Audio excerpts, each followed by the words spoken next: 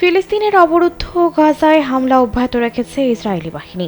চলমান এই হামলার কারণে গাজার প্রায় 90% বাসিন্দা বাস্তুচ্যুত হয়েছেন। দীর্ঘ এই সময় প্রাণ হারিয়েছেন 54,000-এর বেশি ফিলিস্তিনি, আহত হয়েছেন আরও লাখখানেক। হত্যা ধ্বংসযজ্ঞে প্রতিদিনই দীর্ঘ হচ্ছে লাশের সারি। গাজা উপত্যকাটিতে ইসরায়েলি সেনাদের চালানো নির্বিচার হত্যাযজ্ঞের পর বিশ্বব্যাপী ইসরায়েল ও প্রধানমন্ত্রী বেনিয়ামিন নেতানিয়াহুর প্রতি নেতিবাচক ধারণা বাড়ছে। এই চিত্র উঠে এসেছে যুক্তরাষ্ট্র ভিত্তিক গবেষণা প্রতিষ্ঠান পিউ রিসার্চ সেন্টারের সাম্প্রতিক এক জরিপে। জরিপের বরাতে সংবাদ মাধ্যম মিডল ইস্ট মনিটর এক প্রতিবেদন প্রকাশ করেছে।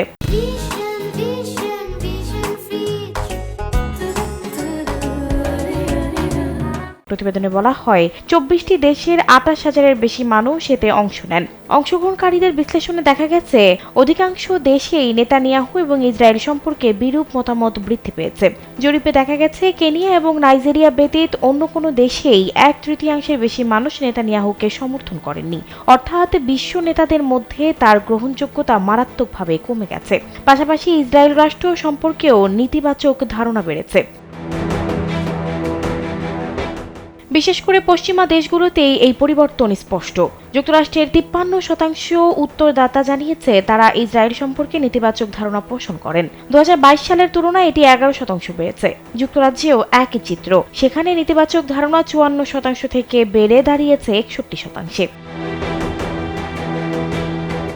গাজা যুদ্ধ ঘিরে চলমান মানবিক বিপর্যয়কেই এর প্রধান কারণ হিসেবে দেখছেন বিশ্লেষকরা। যুদ্ধ শুরুর পর থেকে ইসরায়েলি বাহিনীর হামলায় হাজার হাজার ফিলিস্তিনি নিহত, আহত হয়েছেন আরও লাখ লাখ মানুষ। ধ্বংস হয়েছে ঘরবাড়ি, হাসপাতাল ও শিক্ষা প্রতিষ্ঠান। আন্তর্জাতিক সম্প্রদায়ের একাংশ একে গণহত্যা হিসেবে অভিহিত করছেন।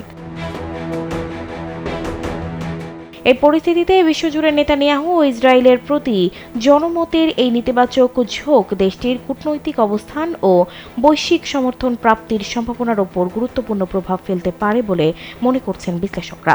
বিশ্লেষণ অনুযায়ী এই গণমত ক্রমেই আরও বিস্তৃত হচ্ছে এবং ভবিষ্যতে ইসরায়েলের প্রতি আন্তর্জাতিক চাপ আরও বাড়বে বলেই ধারণা করা হচ্ছে।